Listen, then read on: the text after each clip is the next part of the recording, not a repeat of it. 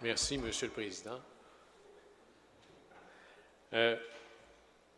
Juste peut-être pour clarifier, j'essaie toujours de comprendre l'origine des choses, pourquoi cette réforme-là. Elle a plusieurs aspects. C'est une réforme omnibus. Si on était à Ottawa, c'est ce qu'on dirait. Certains diraient que c'est même une réforme omnivore. Regardez vos budgets quand ils vont sortir. Vos budgets de fonctionnement, vous allez le voir, tout a été grignoté. Mais dans le cas du point qui est ici, c'est une réforme qui vise littéralement à prendre des décisions qui avant se prenaient dans les arrondissements et les ramener au central.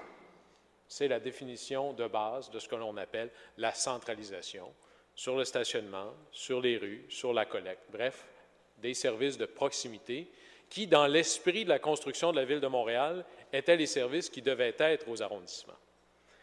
Et là-dessus, cette réforme-là repose, en tout cas au début, sur un premier postulat qui, lui, n'a jamais été remis en question, puis qui est annoncé presque comme une espèce de mantra par l'administration que centraliser, c'est mieux. C'est la solution parce que c'est plus efficace, c'est plus efficient, c'est plus économique, et à la fin, c'est des meilleurs services pour les citoyens. Il faut peut-être remettre ça en question, ou à tout le moins, voir si c'est si vrai que ça. Parce que d'abord, ce n'est pas une vérité de la palisse, là, ce n'est pas universel. Des villes qui réussissent bien, qui sont très décentralisées, ça existe. L'espèce d'adéquation entre centralisation et succès, ça n'existe pas. Londres, qui est probablement la ville qui a le mieux réussi dans le monde, est probablement la ville la plus décentralisée au monde. On parle ici de passer d'un niveau de contrôle central des rues de 24 à 50 quelques %. À Londres, c'est 95 % des rues qui sont locales. Et ils s'en sortent quand même pas mal. Alors, ça nous oblige à dire qu'il y a une démonstration qui doit être faite que le grand mouvement de centralisation est à l'avantage des citoyens. Puis là, il va falloir le démontrer. Puis c'est une démonstration qui n'a jamais été faite encore. On est toujours à l'époque du mantra. On est toujours à l'époque de presque l'adolescence de l'argumentation, c'est de dire ceci est bien parce que ceci est bien, et comme je l'ai dit, ça doit être bien. La vérité, c'est qu'à Montréal, il y a un partage des compétences et qu'on a souhaité, dans son modèle, que les arrondissements aient une autonomie importante. Le corollaire de ça, c'est donc que les décisions prises par les arrondissements vont varier d'un arrondissement à l'autre et que ça donnera des résultats quelquefois différents. Et je vous pose la question, est-ce que c'est si mauvais en soi?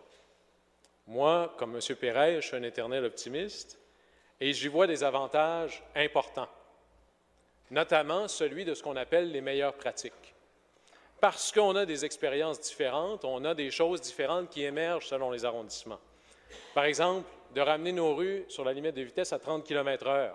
C'est Outremont et le Sud-Ouest qui ont montré la voie pour ça. Ça, c'est de l'innovation. Sur le 5 mètres, c'est Villeray et le plateau de Mont-Royal qui ont montré la voie et qui ont innové là-dessus. Sur Car2Go, c'est Côte-des-Neiges NDG qui a innové là-dessus. Et par exemple, je prends M. De Souza dans Saint-Laurent, les barrières de sécurité le long des camions. Et encore, M.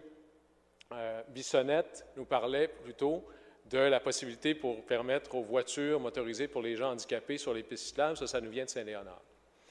À chaque fois qu'il y a des expériences différentes, il y a un potentiel extraordinaire pour une ville comme Montréal. D'abord, celui, lorsqu'il y a une erreur de commise, de ne pas la répéter ailleurs, parce que c'est bien beau quand on pense à quelque chose, si ça ne marche pas, puis c'est à la grandeur de la ville, tout le monde paye le prix, mais surtout parce qu'il y a la capacité d'avoir de l'innovation, de profiter de l'expérience des autres et de l'importer lorsqu'il y a des bonnes idées.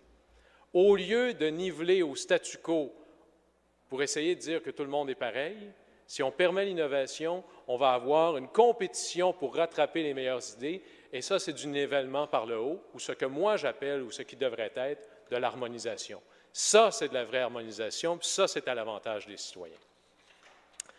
Le deuxième postulat annoncé par l'administration, qui est un autre mantra au stage de l'adolescence, c'est que le central est plus compétent, évidemment. Puis, pas besoin d'aller loin, là. C'est typique des administrations centrales. Pas loin de chez nous, il y en a un qui est probablement le pire du régime fédéral, c'est Ottawa knows best. Ils ne gèrent rien, mais ils savent mieux que les autres. Puis les municipalités n'ont pas besoin de se faire prier d'habitude pour dire qu'il faut en finir avec le concept de Québec sait, puis il va dire aux municipalités comment gérer. Si c'est faux qu'Ottawa knows best. Si c'est faux que Québec, c'est mieux que les autres, comment ça se fait que ce serait vrai dans le cas de la Ville-Centre quand on regarde les responsabilités des arrondissements? Ce qui est vrai pour un devrait être vrai pour l'autre, et il n'y a pas cette cohérence-là dans ce qu'avance l'administration. Et la compétence de gestion des services, ce n'est pas inné, ça. Surtout pour la gestion des services municipaux. La compétence pour la gestion des services de proximité, la compétence de gestion des services municipaux, elle est intimement liée à l'expertise qui est tirée d'opérer ces services-là. Vous le dire autrement, si tu n'opères pas, tu ne connais pas, tu n'as pas d'expertise. Je prends un exemple sur les collectes. Ça semble tellement évident de dire on va centraliser les opérations de collecte. Ça fait main basse, on tasse du revers de la main toute la complexité qui est reliée à ça. J'ai eu l'occasion d'aller faire quelques routes en collecte. D'ailleurs, ça a été physiquement très, très dur, mais je peux vous dire que si vous n'avez pas de connaissances fines du patrimoine bâti, si vous n'avez pas de connaissances fines de la densité, même de la largeur des ruelles, c'est aussi fin que ça, ou encore de la composition socio-démographique d'un quartier, vous n'êtes pas capable de négocier un contrat de collecte de résidus. C'est impossible, parce que vous allez négocier quelque chose qui ne tiendra pas compte de la réalité par la suite. Et là encore, l'administration a une réponse, eh bien, on verra. Hein, on saute en parachute au-dessus d'un océan, mais faites-vous-en pas, si ça ne marche pas, on aura des cours de natation pour ceux qui arriveront en bas s'ils ont de la misère.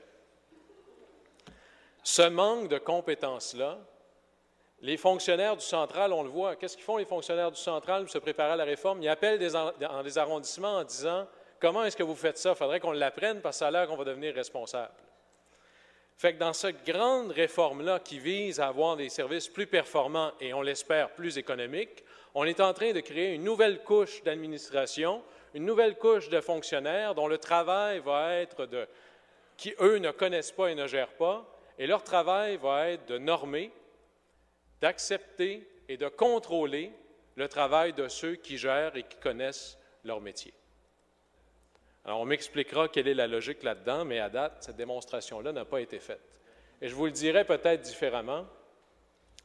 Si personne n'est assez compétent pour gérer des services pour lesquels il a l'expertise, qui alors est assez compétent pour gérer des services pour lesquels il ignore même la plus fine opération?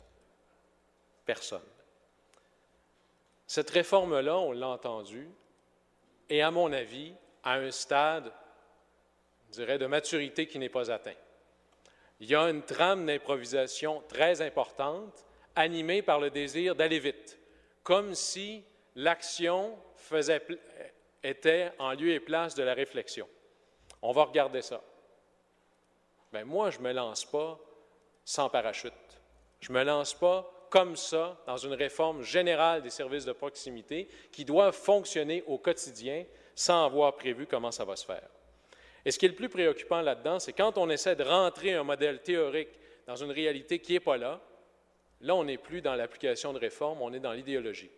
Et lorsque tous ceux qui sont dans la gestion de ces services-là disent « ça ne fonctionne pas, attendez, pensez-y, révisez », là, ce n'est même plus de l'idéologie, c'est du dogmatisme. Et c'est extraordinairement triste parce que s'il y a deux choses qui vont ressortir d'une réforme mal planifiée, c'est une baisse de la qualité des services, une augmentation des délais, puis on pourrait même en mettre une troisième, qui est son corollaire, une augmentation des coûts. Vous trouvez que c'est compliqué gérer l'apaisement sur les artères? Imaginez comment ils vont être performants quand ils vont devoir gérer 2 fois plus de routes. Parce qu'à date, la Ville-Centre, s'ils veulent faire des réformes, ils peuvent. Charité bien ordonnée commence par soi-même. Moi, je n'ai pas été très, très impressionné des expériences de la Ville-Centre dans la gestion, la réflexion de la rue Saint-Laurent. Je n'ai pas été encore très impressionné de la Ville-Centre dans sa gestion d'appel d'offres pour la rue Sainte-Catherine. Je n'ai pas été très, très impressionné de la Ville-Centre que ça y prend au moins 2 ou 3 mois avant d'être capable de fournir un ordinateur à un nouvel élu. À un moment donné, il faut reconnaître qu'il y a de la place à l'amélioration et l'optimisation partout. Mais dans tous les cas de figure, que ce soit au central ou aux arrondissements, c'est ceux qui sont aux prises avec les responsabilités opérationnelles qui doivent être au centre de l'application de ces réformes-là et arrêter de faire du Monday morning quarterback et de gérer ça d'un niveau de gouvernement où je pense et à l'autre qui doit opérer. Idéalement, il y a des réformes à faire au central, dans les services centraux par les gens du central, puis il y a des réformes à faire aux arrondissements, et ça devrait être laissé aux gens des arrondissements pour le faire. C'est ça qui va donner des services mieux fournis à la population de Montréal. Merci.